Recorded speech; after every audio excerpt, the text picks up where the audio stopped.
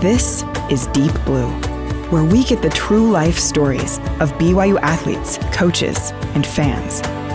Here's your host, Jarom Jordan. On today's show, I talked with the only coach BYU women's soccer has ever had. She owns a bunch of conference titles, Coach of the Year awards, NCAA tournaments, has a massive impact on the lives of hundreds of women who have come through her program. She is Jennifer Rockwood. What's up, Jen? Oh, just hanging out here at BYU like I do every day. From the 90s to now, right? Yeah, actually, I came to BYU in 1985. 85. And I haven't left. And you haven't left. Go figure. I don't like much change, I guess. Well, so I just stay around. It's gone well, to say the least, which It we will has. dive into. I've been blessed, and it's gone really well. So I got a job at BYUtv as a student in 2006 and sidelined women's soccer that fall and have been following your program closely since. It's been awesome. So I'm stoked to be able to spend some extra time with you, which it's fun in season. Yeah. And doing games. It's another to get to know you. yeah. So well, this will thanks. be great. I'm not that exciting, but I beg to differ. I'll just do what I can. Yeah. Okay, you're the oldest of 5 all J's. Yes. All J's. Yes. I have 4 younger brothers. How did that shape you as the only girl in a family of 5 and the oldest? Yeah, I think I started being bossy really young.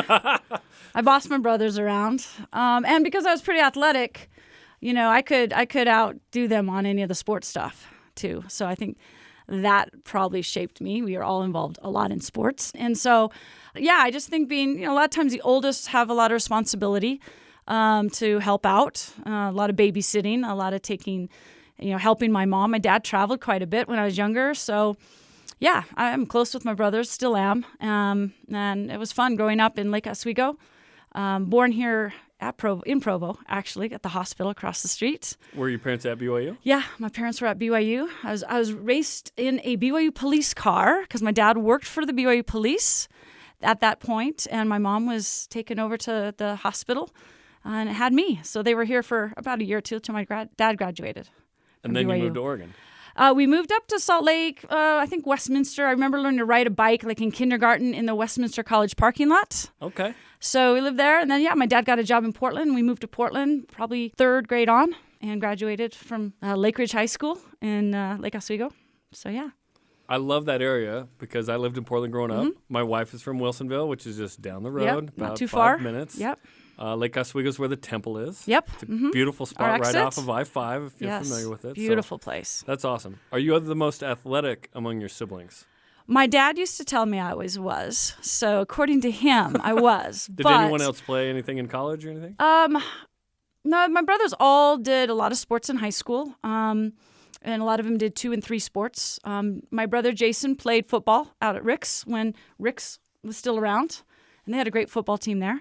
But no one else in college. Gotcha. So, yeah. That's awesome. Okay, so I read or heard that you'd play this game on your couch where you would just put your hands in and dig in and they'd try and throw you off. Yeah, I don't know. I mean, I did lots of things like that.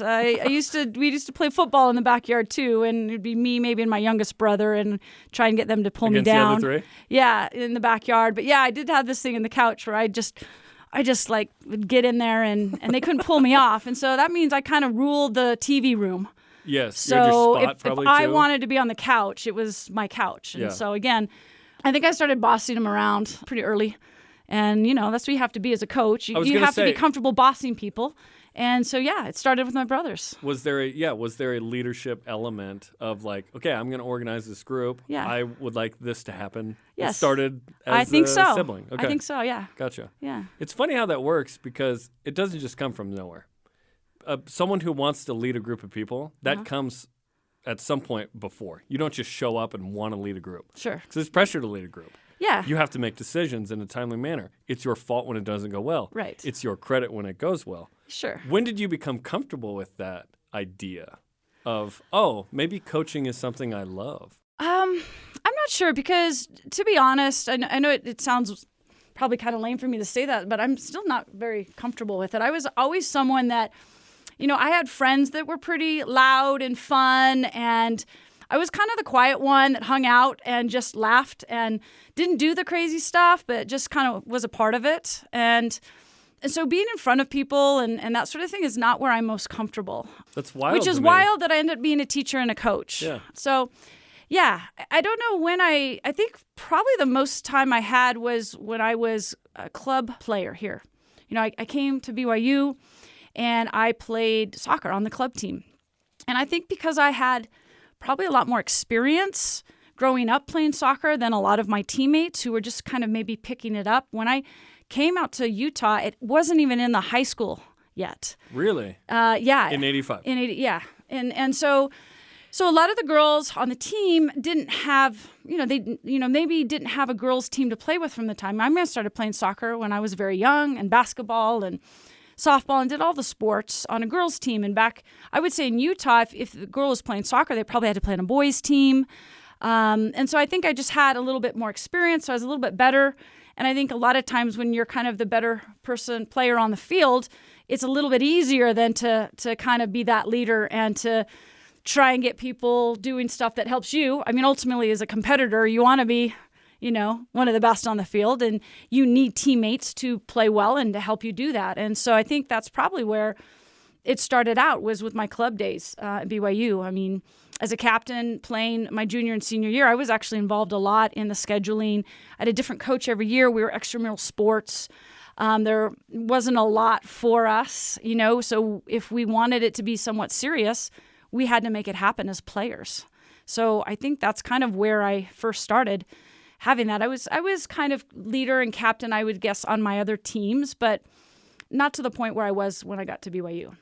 Okay, so you said teacher and coach. Yes. Are you talking about the teaching in coaching or teaching? No, I was a teacher for about 6 years. Oh, I didn't know that. Yeah. What did you teach? At BYU, you said? No, at Waterford. At Waterford, yes. Which is a private school in school. South Salt Lake County. Yeah, so originally Waterford was on 9th East in Provo. Oh, it moved. I didn't know that. Yeah, so that was actually my first coaching job, I guess, or experience. I don't know that it was a job. I maybe made a couple $100 doing it, But my first experience coaching was a high school, Waterford. When was this? This was my senior year at BYU, so 80... probably around 88, 89, okay. Right around in there. And so the 6 years from then to 95 when Yes. BYU sanctioned. Yes. So you're doing both. You're doing Yes. Waterford and you're doing club women's soccer, Yes. playing, getting into coaching, that kind of thing? Yeah, I was Okay. a full-time teacher. Full-time teacher. What did After you I teach? What did you graduated. teach? So my first year teaching at Waterford, I was a PE teacher, even though I didn't have any PE classes here at BYU, nor did I have any teaching classes. So you just jumped in. I was a business finance major here at BYU. So that makes sense. Sure, of course. And but I knew I played soccer with one of the girls whose parents basically ran and operated and started Waterford. So I was familiar with the school, and I had an opportunity as a student my senior year to teach and coach. So I taught 6th, 7th, and 8th grade PE at Waterford and coached the high school girls team while I was finishing up, with my senior classes in business. And I really enjoyed it. I really loved it. And then after I graduated, I didn't know quite what I was going to do. And Waterford was moving up to their main campus where they are now. And there was still a lot of people that wanted to keep a private school down here. So I had a chance to move up with Waterford and keep teaching, or stay down here closer. And they opened a school called Meridian. It's not there anymore, but it was there for a long time in the same place. Another private school? Another private school. Same people. A lot of actually BYU professors. It's where their kids were going to school. And so I just the extramural director asked if I wanted to coach the team the next year. So I figured that must be an answer to what I was supposed to do. Well, I think within 2 weeks I got offered to come teach all of the PE classes at Meridian, K through 12. And coach the club team at BYU. So I thought, maybe that's an answer. That's a start. I'll give it a try and see what happens. And you did both? I did both, yeah. Gotcha. Mm-hmm. That's wild. That's awesome. So PE teacher. Yeah, I was a PE teacher. And then I did that for a couple years. And I'm like, I enjoyed it, but I knew I wanted to do more. And I loved teaching. I loved being around the kids and the energy of the kids. So I went into our headmaster and said, any chance you'd let me try teaching in the classroom? And he's like, well, what do you want to teach? And I said, I don't know. I love history, and, I'm pretty good at math. I can give those a shot. So go figure, I ended up being a World Civ teacher and an pre-algebra teacher. How were you? I don't know. It was pretty fun. Were you hard as a teacher? Oh, yeah, for sure. Demanding? For sure. Yeah. Very demanding. Yeah. Like you're a coach now, right? Absolutely. Yeah. I mean, I had fun with the kids, but I expected a lot out of them. Yeah. Tried to hold them accountable. You know, a lot of teaching middle school, at least 7th and 8th graders, is classroom management. So I think that helped me learn how to keep things under control and help also know that I could be a good influence on those kids and help them. You know, one of my goals was to help them enjoy learning and to learn to love learning and love history and love math. And that was a cool thing. It wasn't just what some people do. They love math, but everybody could love math. You know, everybody could love history. And I ended up a couple years after that being the supervisor over the whole middle school. Oh, wow. I also was Look the at you. athletic director, getting all of the high school athletics started at Meridian. So, yeah, I've done a little Keep bit of going. everything. Yeah, look at you. Yeah. And you know it's a private school when you mentioned headmaster. Yes, exactly. It was the headmistress. First, Headmistress. Nancy Houston. I say Nancy Houston has been the headmistress. I think she just retired in 2016. Nice. But yeah, if it wasn't for her, I wouldn't be doing what I'm doing. She What was her name again, Nancy? Nancy Houston. Nancy She gave me an opportunity to coach high school with no real background other than playing, and let me start teaching. And that's where it kind of begins. Yeah, that's where it all kind of started. Wow. Okay. As a soccer player, what position did you play?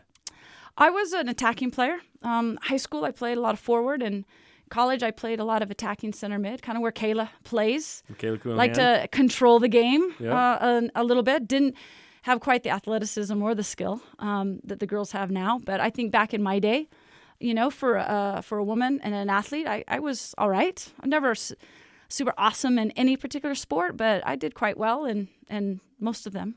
Your dad said one time to you, "Hey, Jen, you're good at all of these things, but you're not great at anything." Did that? Yeah. I know Trevin Nell was told that by one of his coaches growing up too, where he Yeah. said, "Oh, I've got to become great at something." Did you, as an athlete, how did you take that? Because you could be easily offended by that. Sure. It's also a compliment. Yeah. But it's like, well, wait, what am I great at? Yeah. I was never offended because I knew my dad was my biggest fan by far. He loved bragging about all of us kids, for sure. But I think what he was saying is, you know, I didn't hone in on one sport like kids have to do today to really excel. They have to, from at least in specialize. soccer, from 9, 10, they're pretty much, if they want to play college and kind of go on to, you know, higher level stuff, they have to really focus on one sport, you know. And I was fortunate I didn't have to. I was able to compete in, I did 4 sports in high school. What were they again? So Basketball, I did soccer? basketball and soccer were the ones I did all 4 years. First 2 years I did softball, and the second 2 years I did track because I did a lot of competitive softball during the summer. So I did competitive, you know, kind of elite type stuff in softball and soccer during the summer. So What'd you do in track? I was a javelin thrower, all Nice. state. All state, All huh? state in the Oregon? discus and the javelin and you- basketball and in soccer. Did you go down to Eugene for You track bet. stuff? That's where we had our high school state track meet. Tracktown, USA at That's Oregon. right. There. Still is, right? Yes, That's absolutely. where the U.S. Olympic trials are held and whatnot. Yeah. That's yeah, cool. Yeah. So you were a state champ in the javelin. Yeah. Were you recruited for the javelin in college? No, not really. I mean, Rick's had a team, but no, not really. Yeah. So you end up picking. You love soccer, obviously, Yes. but you pick basketball at Rick's. You get a Yes. scholarship, and your dad said you were on a visit or something. They had a Yeah. skills competition. I'm pulling this from BYUTV's Legends episode. If you Yeah. want to look it up, it's great. So there's some competition. You enter it, and you Did okay? win. Yeah. You win the competition or something? Yeah, I mean, get on the radar. Yeah, my dad took me out here. My parents both went to BYU. I was planning on going to BYU. Soccer back when I graduated was not. It was mostly East Coast. Title IX hadn't really gone into effect. There weren't any Division I college teams. University of Portland was around, but like Oregon, Oregon State, Washington, none of those back in 84 was when I graduated from high school. They didn't have Division I basketball or soccer. I mean, they had basketball, not soccer. So I wanted to go to school in Utah. Wanted to be around other LDS. I didn't grow up around a lot of LDS kids. None of the girls on my team were LDS, and I wanted to go to college and be around other people that were a little bit more like-minded. At some point, there's some influx into Portland of a bunch of members of the church because they have a temple in '89. Yes. And then it's sort of, now it's this flood. Like when Yes. you guys have played against Portland, the BYU fans show up, which is Absolutely, awesome. My but in-laws included, Yes, they go. absolutely, but not so much, Not yet. not when I was growing up. And so my dad, dad-daughter trip out, and we visited the campus of Utah State and University of Utah, BYU. I'd actually gone to basketball camp a few times here, and that was actually really what I wanted to be able to do, was to play basketball at BYU. But the reality was probably not good enough. I was more of a post type player, and at 5'7.5", you're not going to be a post player in Division I. And I didn't have any sort of guard type skills, dribbling, outside shooting, that sort of thing. So I went up to Rick's to check it out. We didn't plan it, but it was just there. So I went, and they offered me a spot on the team and a scholarship. And like based on that performance? Yeah. Or, really? I think so. Like I don't know what else. sight unseen? It's not like they would have seen Not me like playing. They had your huddle footage? No, yeah. That didn't even exist back in my days. Like, I'm an old lady. You didn't send so. a VHS in or something? Yeah. So, yeah, I do. I remember doing some skills. It was like a tryout, and they just kept contacting me. And I had been accepted to BYU and just planned to go to BYU. But then I was thinking, I had some friends going to Rick's. Would have obviously saved my parents some money by taking a scholarship and helping out that way. You've got 4 younger siblings at home. Yeah, right? exactly. All boys, so I thought bunch. I could go give it a shot. And so, I headed up to Rick's for my first year and loved it. Had a great time, great friends, great experiences. It was a little too cold for me. And then I missed soccer. And I just thought, I'm going to end up at BYU anyways. Why not just go after my first year? So that was a tough decision because I did enjoy what I was doing up there. And I just felt like I needed to be at BYU. So I kind of just went on my own and came down here on my own. And kind of things just went from there. You missed the national championship season. I did, just you by a would have year. Been here, right? I would have. I would have been in 84. 85 was awesome, too. Yeah. That was a 10-3 team. That was great. Yeah.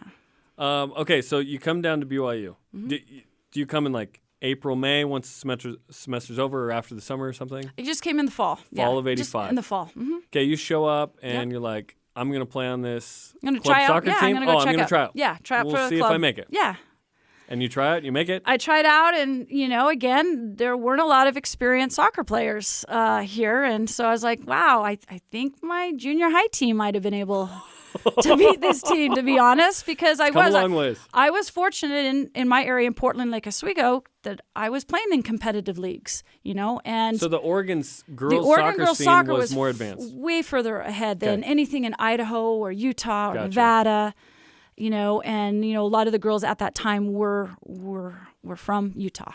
So but my first year, soccer wasn't great, and didn't. It was a club sport back then. We didn't really have much of any sort of priorities other than maybe a place to practice. But I had so much fun, met such great friends, and just started off my time at BYU as great as I could have possibly have hoped for. So I loved it all. So you graduate in, you said 89.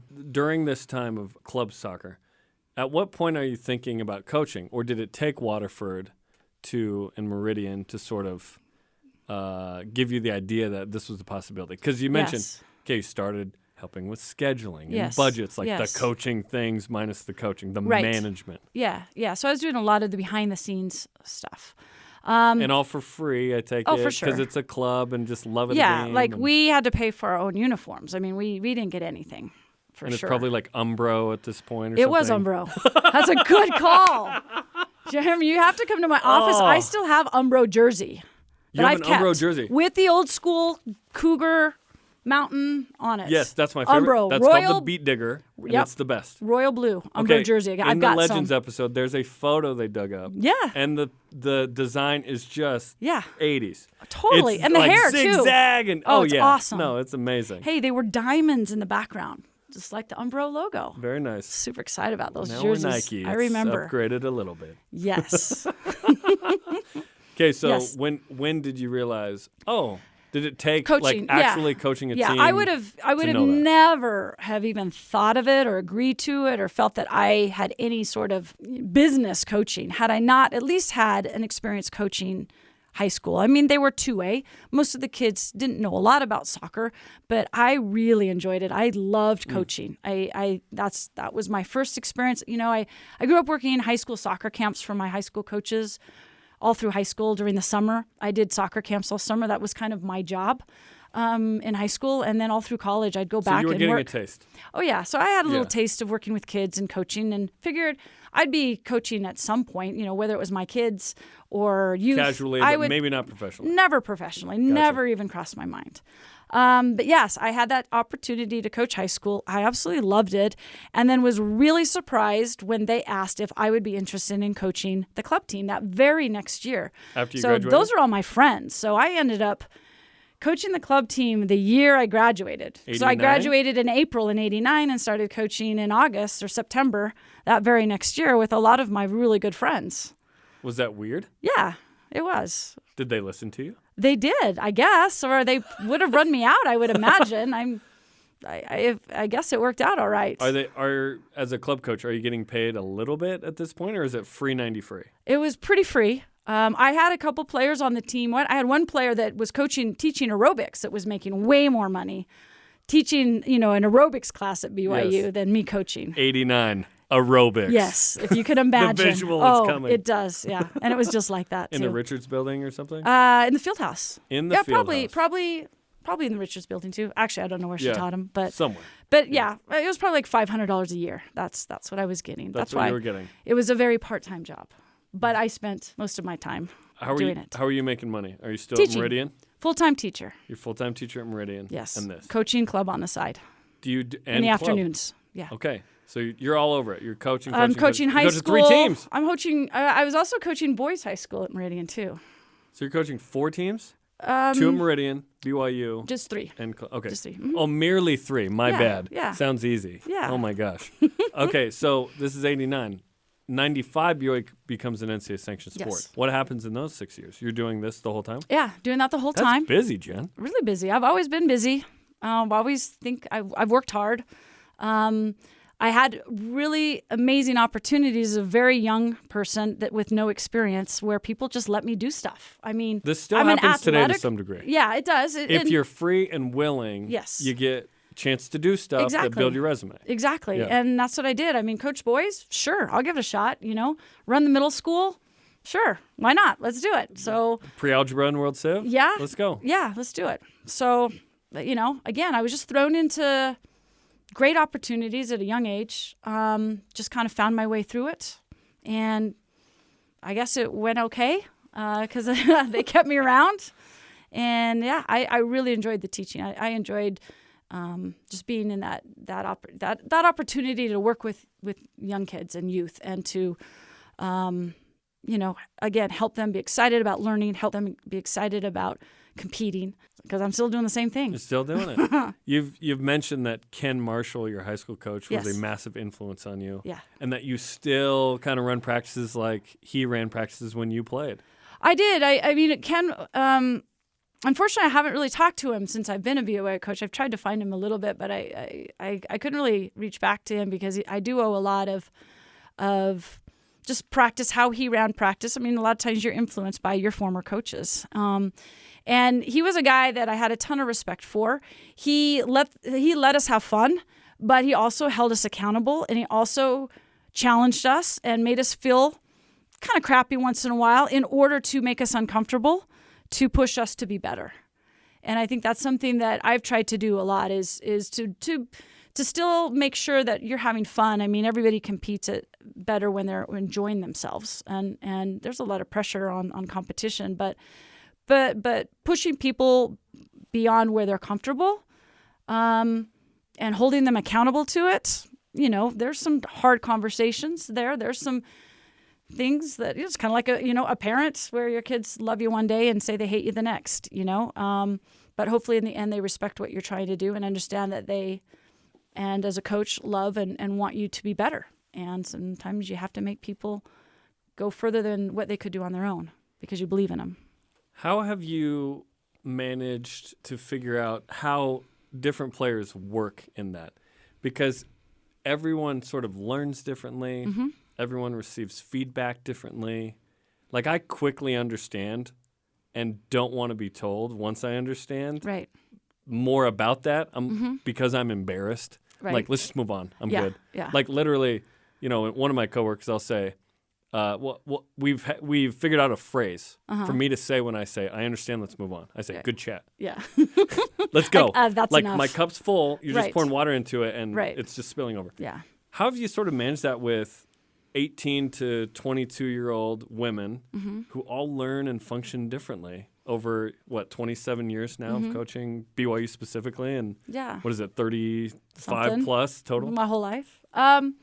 That's a good question. I don't know, but I do strongly agree with you that everyone is so different. And I think a lot of times when you first start coaching, you think you can treat everyone the same. And you want to okay, if they break a rule, we're doing this. Or if they don't do that, we're running. And, and you really find out that you have to be accountable. You have to have high expectations. But again, like you said, everybody deals with things differently.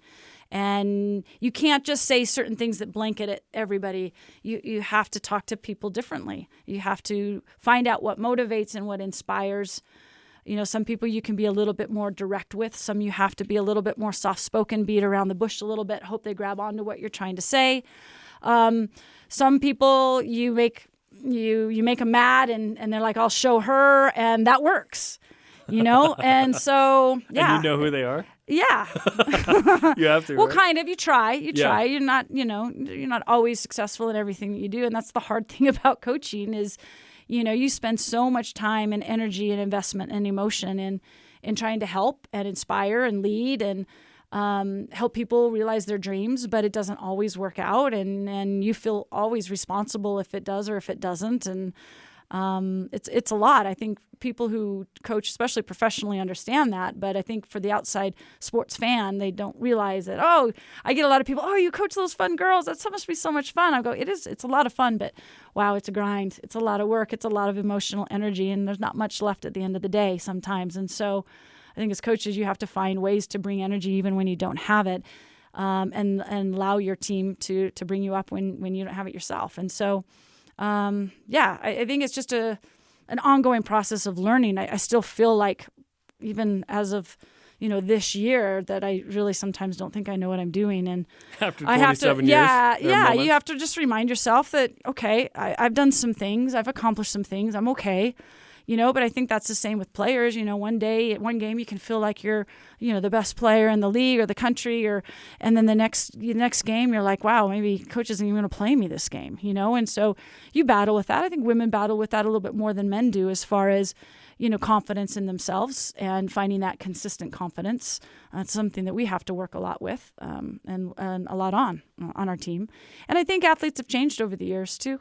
A little bit. And so kind of, learning along those lines and then relying a lot on your staff and the people around you to really help out. I mean, certainly I can't take credit for everything that's been happening. And I've got so many people around me that have helped me along the way. Players that have helped, coaches that have helped, assistants that have helped, and friends that have helped, and family.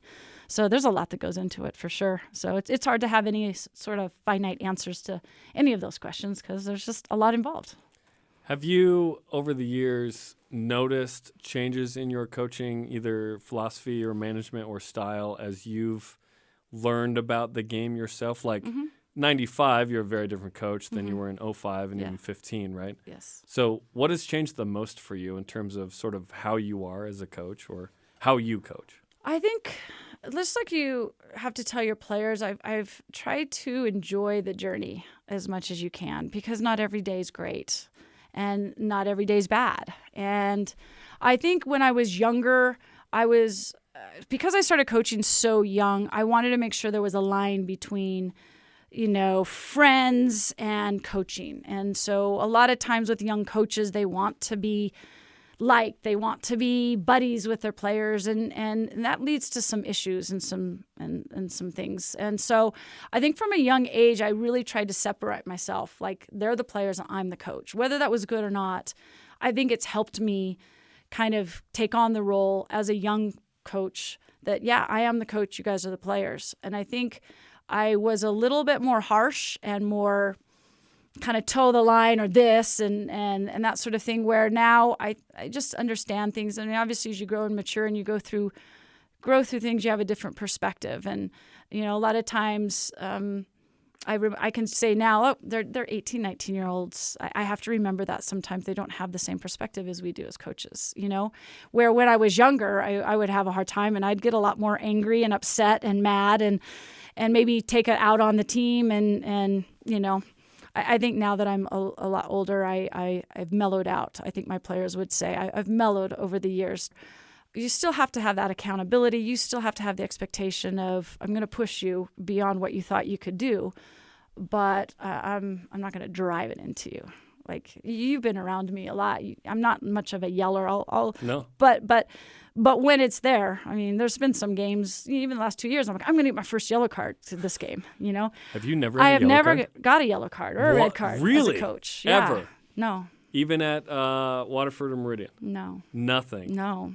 I kind of need this to happen. Can it be on a BYUtv There's game? been close, yes. Sometimes the officials, I don't agree with them very often, and that can get you fired up, and particularly when they're not protecting your players. Mm-hmm. So you've seen a lot of our games where our players get beat up pretty good, and that's probably the thing that gets me the most upset is when our players are fouled a little bit more than they should be, and our refs aren't controlling the games. That's where I anticipate I'll get my first yellow or red card if it happens. Red you'd have to do something pretty extreme. Yeah. Right? Well, I'd probably have to say a few choice words. I was going to say expletives, yes. Yeah. Which, you're totally known for. No. What would you have to do to get a yellow? Just continually go after the officials. I mean, that's how most coaches get them, is arguing with them or too much. Yeah, And where that There's line been plenty is, of and you've never crossed it, I guess. Yeah. And Yeah. each It's not my center it's official is yeah, and it's different. not necessarily my Not your my thing. nature to do Have you that. ever thought about doing it to help your team in some way? Because in basketball, Yes. a technical foul is strategic sometimes. Sure. Well, I mean, the girls hear me out sometimes, and I'll be pretty forceful, but then I'll turn around and I say, I'm just trying to watch out for you guys. So You'll tell them the strategy. I'll tell them a little bit once in a Yeah. while. I guess Yeah. it depends on if we're winning or losing. If we're losing, then I'm probably not saying anything to them. But I mean, and I think that I'm a pretty passionate competitor. So it's not just all fun and games. I mean, I'm here to win. I mean, if we weren't winning to the level that we do, there's no way I could do this job. I just really don't like losing, and I don't handle it very well. So if you hadn't won at this level, you might not still be I coaching? would not be coaching. No way. Gotcha. No way. So it's taken this level of success to Keep me going. keep it there. Yes. And at times I still I don't know. Well, just, a recent loss that we had, our three losses that we've had this year. Yeah. They're too devastating for me. And I know our players take it hard, but I know I personally as a coach take it too hard. And that's because you feel responsible, like As a figurehead. coach, when you win, it's like, oh, the girls played awesome. They did such a great job. But when you lose, it's like, what did I not do to prepare them? Why did they perform this way? And so you feel so much responsibility that you feel like it's, people around you will tell you it's the coaching, if you lose, it's always the coach's fault, But I think that's something that for me, that's something I struggle with. When we lose, I feel a lot of responsibility. But as a competitor, I think that's what helps me bounce back and get the team to bounce back as quickly, is because we want to fix things and change things and evaluate what went wrong. And the only way you really learn is from losing. I mean, you don't learn as much when you win. And so it takes a few losses here and there. I do think you learn a lot more from your failures. You fall down, but you got to get right back up. And in sports, it's, the next day you got to be ready to move on. So you've mellowed in general coaching philosophy, you said, but not necessarily with the losses. No. That part is as hot and burning as ever. Absolutely, which I haven't figured out. So if you talk to anyone that ever figures that out, please let me know. Is that the case with... It's a personality flaw. Well, I have lots of them. And a strength, right? Yes. Because that's what sort of... Drives me. Yes. To be better. Because I don't like to lose. Well, like you watch The Last Dance, which like everybody that loves sports watched during the pandemic when there was nothing. Right. And you're just overcome with, emotion watching Michael Jordan's that level. It was like nuclear. Yeah. Like any little thing took Yeah. it personally. Like that's what he needed to, Yeah. he chose to do that for himself. Yeah. Like for you with losses, how do you turn that into sort of motivation and not some sort of sports depression? Sometimes that's what I've had to fight, is putting too much of it on. Just like athletes sometimes put too much on them and having to fight that off. I don't know. It's something I do really struggle with. I hate losing more than I enjoy winning. And that might just be because I've been doing it so long and it's really all I know. And you've tasted winning a lot. A lot. So so the expectation is there. I expect to win every game we play. And so I can't figure out why we don't win. Like, there's not a team that will step on the field that I don't expect. We win every game. And that's just what we do. That's not coach speak.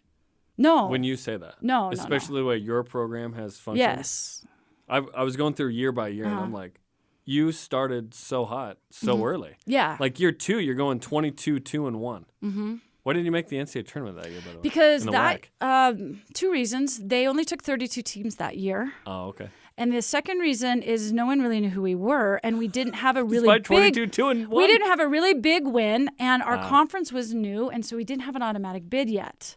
But I remember that specifically. I think, right? Because I turned to Chris after our last game that we won, and I'm like, we're going to go to the NCAA tournament in our second year. Because we were ranked, I think, 14th or 15th in the country, and we didn't get a bid. So, again, that fires you up even more. Like, okay, we got to schedule, better. But, we were just new. You're just getting started. We were just getting started. Year 2 is an NCAA sport. Yeah. So there's always been that. I'm not as much as a competitor, I don't think, necessarily off the field. Just like as a personality, I don't have to be like Michael Jordan has to win at everything. He bets at everything. He's talking smack everywhere to everyone, and that's totally not me. But I am very competitive on the field come game time, and I think I've always kind of been that way. You harness it in that space. Yes, just in that space, and then I turn it off. I don't turn off the coach mode or thinking about the players of the game, but I'm not that competitor off the field as much. That's interesting, because one of the worst things for me at home was that I got an opinion-based talk show. So when I go home, I think, everyone still wants to hear what I have to say about this. No. Whitney's like, I don't care about that or whatever, right? Yeah. She's like, in the nicest way possible. She's like, I'm good. Yeah. Or whatever. It's like, wait, no, turn it off. Right. And the other thing is, anywhere I go, people want to talk what I do. Yes. And I really try to deflect that. And so, because it's hard to separate the coach and the person.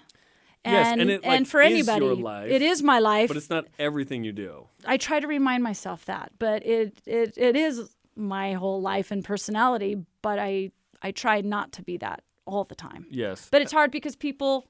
This is what they know you for. That's what they know you for. Yes. So they want to talk. You go to church on Sunday. Let's talk about the game. Yeah, or anywhere you go. Yes. But, again, that's a good thing.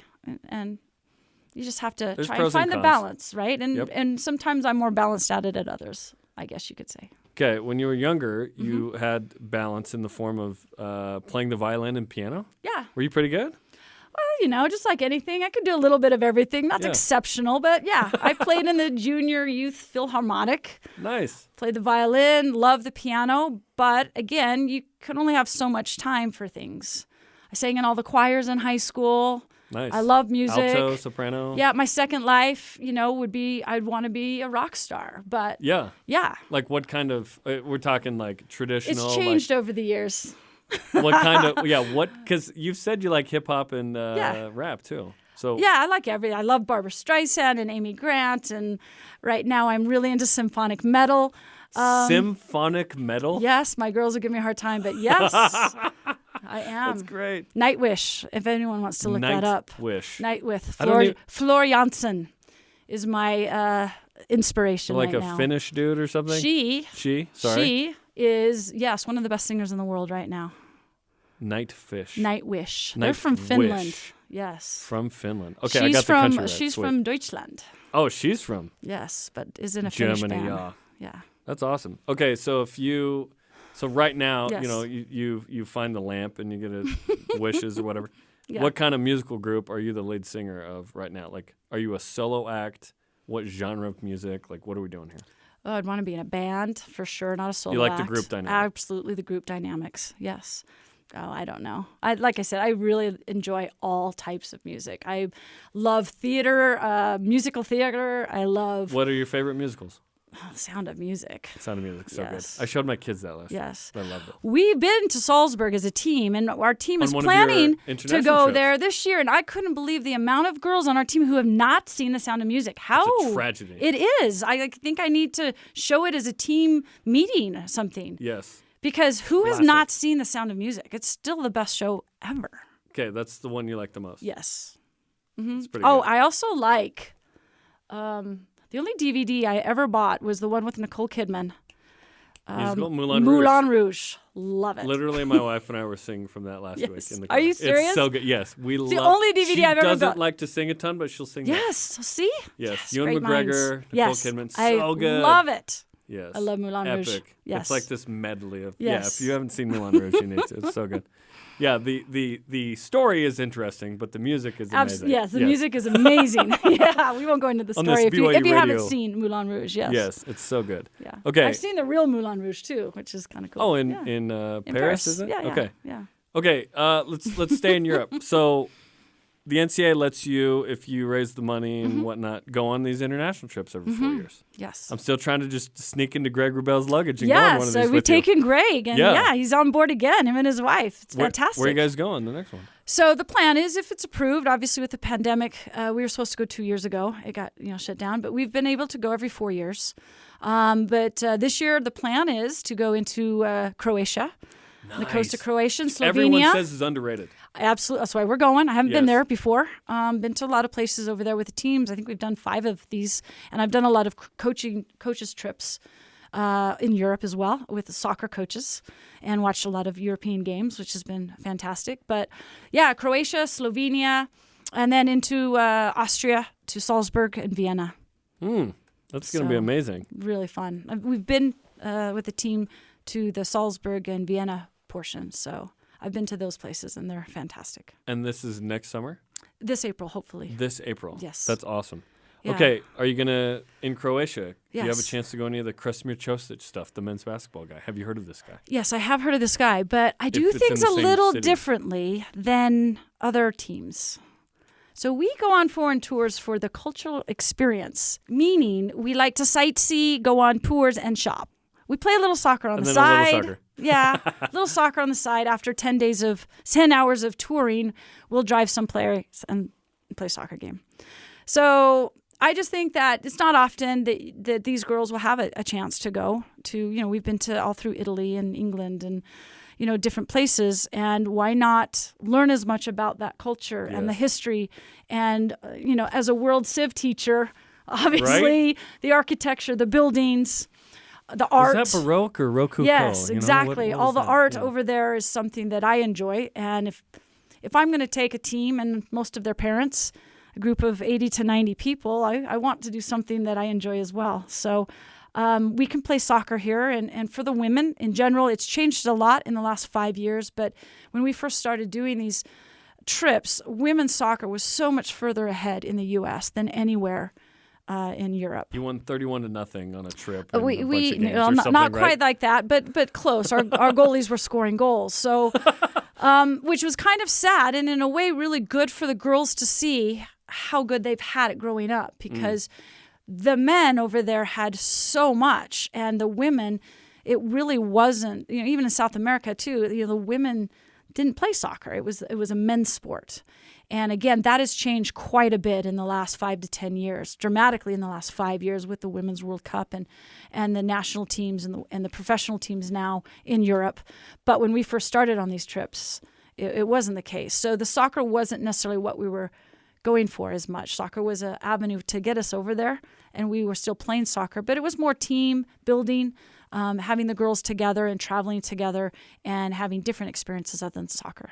That's cool. And that's Yeah. how you really get to know someone. Absolutely. Is traveling, honestly. Absolutely. That's the Absolutely. best way. Yeah. Okay, on one of these trips you took in the past, your luggage got lost for Yes. like a week or I something? was like the only, I think, we allow parents to go with us. So, we'll take a group of 80 to 90 people That's a massive for group. 12 days. Like yeah. how many buses are we talking? 2 or 3? Two full buses with a huge trailer on one of the buses pulling a lot of the luggage. But yeah, for some reason, mine was the only one that showed up missing. And then we were at a different place each night, it seemed, because again, you're going to go over there. You might as well see as much as you can. Don't stay in one place for, the whole time. So we're hopping to hotels. So every day it's like, oh, we're going to have it there tonight. And then it didn't make it. But then we're at another hotel. And so for a week, I didn't have any luggage other than, the airport gave me a little, emergency T-shirt and toothbrush and stuff. So you just alternated between what you had on you and that? Yeah, I mean, I had, I didn't have much. And then I didn't want to spend a lot of money because I kept thinking my bag was going to show up the next day. So did you have to buy a bag to put the stuff you were buying in it? How did that work? Well, I didn't buy that much, so it all worked out. I don't actually believe you. And when girls travel, we always bring a full extra bag that we stuff in the suitcase so we can bring back way more. I was going to say, where was that bag if it was lost? Well, I finally got it. Oh, you did? I finally got it, yes, at the end. So you're kind of taking random bags with you. Out of 10 days, I didn't have my luggage for about 7 of the 10 days. Ooh. Yeah. That'd be tough. Yeah, it's fine. Yeah. Okay, you've had some amazing teams. Yes. 3 in the Elite Eight. 03, 12, 19. Yeah. Which one's the greatest team in BYU history? Ooh, that's really hard to say. I think our 2012 team was a pretty special team. I think our 2019 team that lost to South Carolina before we got to the Elite Eight, or was that Elite Game? I don't know. I get a lot of them mixed up. 19 was the Stanford team. Oh, the Stanford team. Until so the year before game. that 18 was good. Mm-hmm. And then, last year's team was pretty good too. I really like our team this year and the way we're playing. But yes, I have been fortunate over the years to coach an unbelievable amount of fantastic young women for sure. Some years we had some tough draws, so didn't get as far as maybe we should have. The Santa Claras and the Stanfords kind of going on the road. Absolutely. Those ones. Yeah. Mm-hmm. That's why 12 is unique, because you hosted the Elite Eight game. And it was an epic match with North Carolina. Absolutely. It was wild. It was. And it was so close. And, that's one of the very few games that I was okay with losing. So often, again, don't like to lose. But then usually you lose your last game because we've been fortunate to get to the NCAA tournament. And so you're always ending your season on a frustrating loss.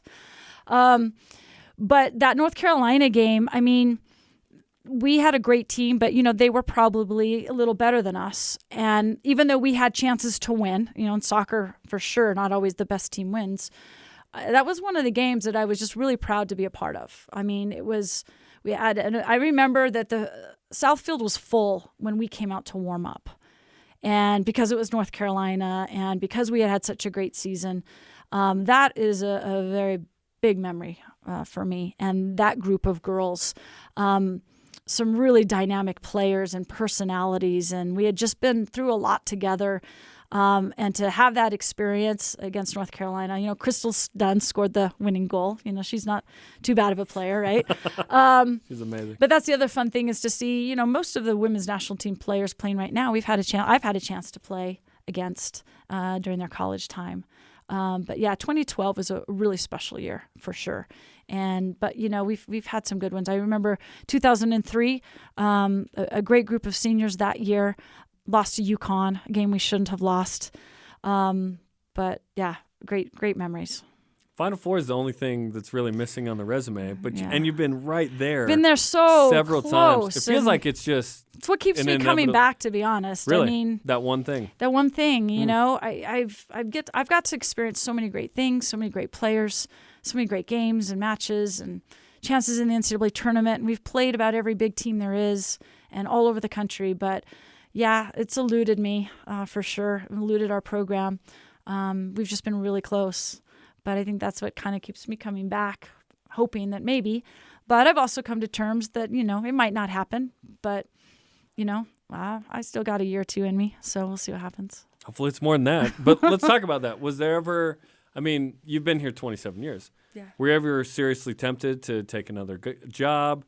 Have you even had to update your resume at any point like a normal person? And how long do you want to go?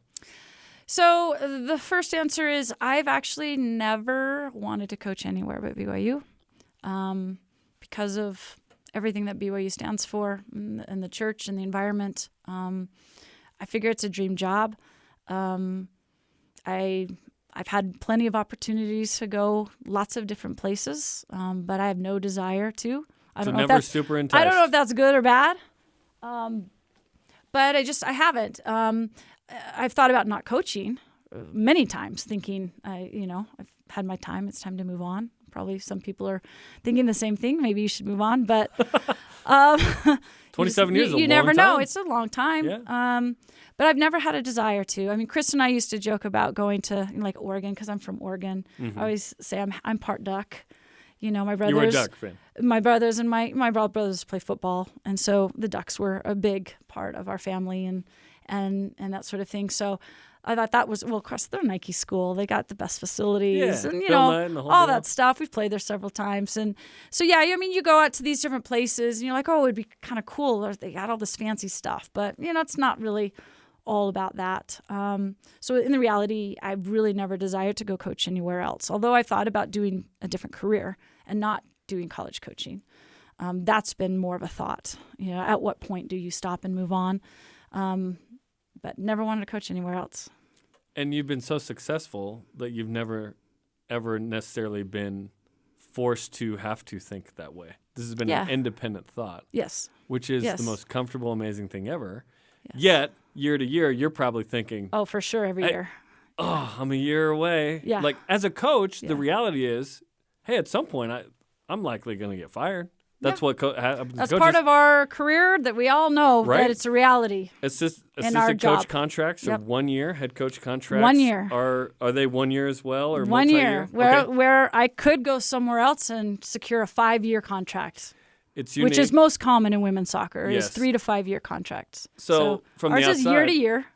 From the outside, it's like, oh, there's job security. When you're on a 1 year deal, I'm sure it's a little nerve wracking that way. It is. But here we are 27 years later. Right. So how do you sort of manage those emotions of, hey, I still want to be in the Final Four. Yes. I love BYU. Yeah. I'm on to get all these things, right? You've built this empire, which, by the way, you haven't just built a soccer team. You've built a soccer program that includes brought in video board and upgraded facilities and this home field with amazing fans and the TV audience. And now you have radio the last couple of years. Yeah. What college soccer team has a radio deal? Nothing like we have Greg with Greg. Wrubell's going on the road with it's you. It's the best. We sucked him into the team, and now which is awesome. It's so fun. So how do you sort of manage all of that, knowing kind of what you've built, yet at some point maybe you retire and you're done, and who knows? There's a lot going on there. Yeah, and I always said, Carolyn Billings was hired on to be the trainer when I was hired on to be the coach. So we've 95 kind of been through all of this, and we used to always joke, well, she did, I did. I said, I am not coaching past 50. There is no way in the world that I am doing this past 50. I'm not going to ask you your age, but you're older than 50. I am older, quite a bit older than 50 right now. So, I don't know. It's like, I think if you'd asked me 15 years ago, I probably would have said maybe 1 or 2 more years. I think if you had asked me in 2017 when we struggled and didn't go to the tournament, I probably would have said, I'm done. And sometimes in my head, I'll say I'm done. And then, I love what I do most of the time. And I love competing. And when you fail, you want to get up and prove that, no, I still got it, and the girls still can do it. So it's just kept me going. It's been a great job. It's taken good care of me. I don't know. I don't know how much longer I can do it, but I right now just focused on this next month I've had this senior class for 2 years now, and I'm just trying to help them be their best and help this team achieve the most that it can achieve this season, and then kind of think about the future after that. Well, hopefully you're here for several more years. But if not, it's been an incredible run, and we'll get to that point later. Okay, in a very different topic. You dirt bike? I used to dirt bike. You were into that for a spell. I was. It was really fun. It's very challenging. Do you still have the dirt bike? I do. It's so I mountain biked a lot when I was, in college. I first started. My mom grew up in Moab, Utah. Oh, so nice. I was out doing slick rock before anyone knew what Moab and slick rock was. Nice. So, with a dirt bike, it's very technical in that sense, but with way more power and a lot faster. So I really enjoyed that. So, I did. I picked that up very late in my life. So I crashed pretty hard on it, and I really haven't got back up on it since then. The one I crash? dislocated my shoulder pretty well several years ago, and I've purchased a Razor, a 4-seater. So nice. I can kind of do the same thing, but it's a lot easier to drive and not as much risk. And if there is an accident, you can be yes. kind of buckled in I'm not going to do there. crazy enough things. Where a motorcycle, I was still such a novice that, just going downhill in rocky situations, and that's where I fell up in the mountains on a switchback. And were you by yourself? No, I was with a friend, but gotcha. we had to flag someone down in a car. Luckily, it was on a holiday, and so there were some cars up there and To get you to get the me hospital? to the ER. Yeah. How long did you have to travel before you got your? It was just up Hobble Shoulder- Creek. I was up Hobble Creek? Yeah, so up right Fort Canyon, you can go all the way to Strawberry, and it's the most beautiful ride. You can do it on a dirt bike or a Razor, a mountain bike. And I was just coming back, and I was almost down to where right Fort Canyon, it turns back into the pavement, and it's a switchback, and I just hit it too fast in some loose gravel and thought I was going to go off the cliff, and so I bailed and punched my shoulder right out. Wow. So. And your friend was behind you? Or in front of- Yes, yeah, but And they she's saw a lot you. more experienced than I am. Gotcha. But yes, I was kind of a beginner. Gotcha. Whoa. Probably well, going places I shouldn't be as a beginner. But yeah, that was my worst crash. Obviously, I've crashed more than that, but yeah. But that was the worst one? Oh, Yeah, man. and as you get older, you don't recover as well. And the thought of, getting in those kind of accidents, you don't think that when you're younger. But as you get older, you're a little bit more mindful of it. Yeah. You don't heal quite, and everything aches a little bit more. Yeah. So. What else are you into that I don't know about? Oh, I don't really do much but soccer. But You're a little busy. yeah. So, yeah, I love being outside. I love being outdoors. Do you still have a place in St. George? I have a home in St. George. That's I awesome. don't get to it very often, but when I do, I'm sure the it's- equity in it's- that place is stupid It's now. gone quite, it's been a good investment. Yes. But no, I love being outside. I love being in nature. I've got a couple dogs. So I'm outside a lot every Got morning. a couple dogs. What Yeah. are their names? What I've got kinds? Gracie, a little Wiesla, and Sophie, a German Shepherd. So Ooh, a German Shepherd. they're a handful. Nice. Yes, they're a handful. 2 dogs. That's Yes. awesome. Yeah, we just got a dog like a year ago. Awesome. So that's they're a been really handful. fun. Yeah, That's Rex. He's a black lab. awesome. It's great. Well, your program's in such an amazing place. Do you Thank ever you. sit there and think, oh, this used to be this little lowly club, and now Mm-hmm. you're one of the powers in women's soccer in terms of the way the team plays, Mm-hmm. the crowds you get, and the exposure to the program with TV and radio. Yeah, it's it's pretty unique the opportunity that I've had here because and really fun once in a while to share with some of the girls on the team or just people that. I mean, we used to play. Our game field was on Haas where we practice now. And when we were a club team, sometimes I knew they would forget to set up the chairs and stuff for our game. So I would go to Meridian and I'd put folding chairs in my little Jetta and bring my stereo for the music. And then I would print out our programs at the school.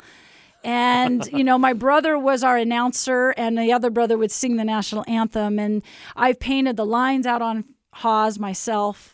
And so, I've had a chance to do a lot of everything. And so, yeah, I do take a lot of pride in the program. And as do, I know all the players that have come through at different times. And it's always the older ones telling these young girls that they have so much more.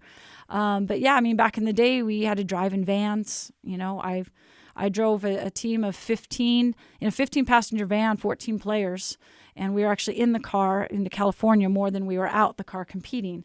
So, you look back and now we get to drive in a nice bus and I don't have to drive vans and we don't have to worry about losing people. And now you got cell phones. Back in the day we had maps out and, we would store our luggage on top and put tarps over those big vans. And So we're really well taken care of. But there's a lot of work and a lot of people that came before me and that were alongside the people like Elaine Michaelis and Ann Valentine, who did so much for the women's athletics programs here.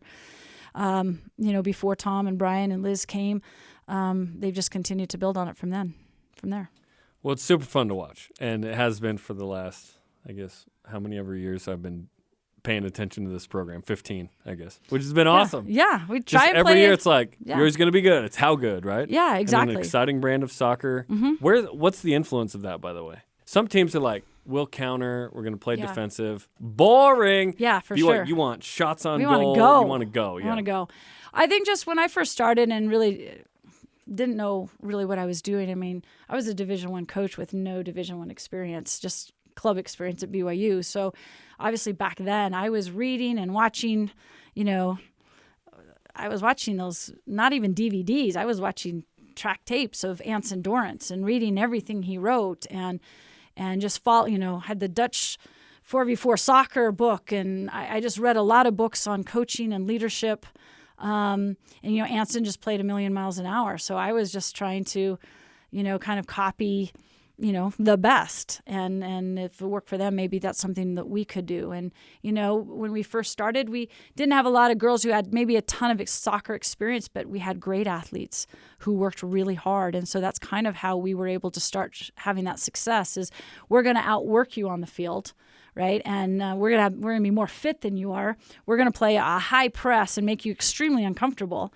And it's just something that as we've gotten more talented and technical and experienced players, you still have control over those things. So now you add the technical part to we're going to outwork you. We're going to be more fit than you. We're going to come after you. And when we lose the ball, we're going to win it right back so we can come at you some more. It's an exciting style for the girls to play because it's like we're going after you. It's kind of a positive mindset as opposed to what do we have to make adjustments to deal with this team that we're not as good as. So it always gives you that opportunity to say, hey, we expect to win. This is why. This is what we do. And it's proven to be successful over the years. So we haven't really changed the style of the way we've played. We've just tried to get better at it. Well, hey, it's good TV and radio, Yeah. We like that too. We always tell the girls that if you want fans to come, you got to score goals and play exciting soccer. Otherwise, they're not going to come. And I think that's something that our fans have appreciated and enjoyed is the girls play hard. They run hard. And you can see when things are going well, they're having a blast on the field, and that's contagious. And people want to come see that. And there are such tremendous role models for younger kids. So many young girls playing soccer right now. And most of the girls on my team right now were young fans that came and were ball girls when they were 8 and 9 years old. And they remember those experiences, and they came to the camps. And we're set for the next 2 years with our recruits to keep moving, just reload every year and keep moving forward. What kind of difference will the Big 12 make? Because women's soccer in the West Coast Conference is really good. Yeah. It's not like it's this massive upgrade necessarily to go to the Big 12 because of how good the WCC has been. Exactly. I think, we've played a lot of the teams, really familiar with a lot of teams and played a lot of the teams in the Big 12. Obviously, it's such a huge thing for our athletic department, football and basketball, and anything that is great for football is great for all of us. There's no question, as they support all the Olympic sports so much. And so for us, though, I think top to bottom, maybe the competition will be a little bit better week to week. But I wouldn't say the top 3 or 4 are any better than what the top 3 or 4 are in the WCC. So we would go in with the same expectation that we've always had, is we would go in to expect to win and compete for a conference championship right from the very start. And that'll be fun. It'll be a lot of fun. Yeah. And it'll be different road trips, right? Yes, different road trips to really nice facilities. The facilities in the Big 12 are fantastic from what we've seen. But yeah, just exciting. Something new, something different. It's always exciting. We've talked about this before in our kind of pregame meetings, but are there any teams that you haven't scheduled that you still want to? I haven't been to Duke and I haven't been to North Carolina. So those are a couple places that I'd really like to play. But other than that, these last few years, as I know things are coming kind of to an end, I've gone to a few places that haven't been. Going to Arkansas and Auburn this year are 2 places I hadn't been. So that was a lot of fun. So, yeah, I do the scheduling, so we do can the scheduling. we can pick and choose where we go. Yeah. Where do I want to play Yeah. / visit? Yeah. Exactly. I've been to a lot of the schools, a lot of the big schools for Yeah. sure. It's been fun. That's awesome. Well, Jen, your program's so fun to watch. Thanks for taking a while to chat here on Deep Blue. Yeah. Well, thanks for having me. I really appreciate it. Okay, that'll do it for us. Listen to previous episodes on the BYU Radio app or where podcasts are found. For Jen Rockwood and producer Tanner Graff, I'm Jarom Jordan. You just listened to Deep Blue on BYU Radio.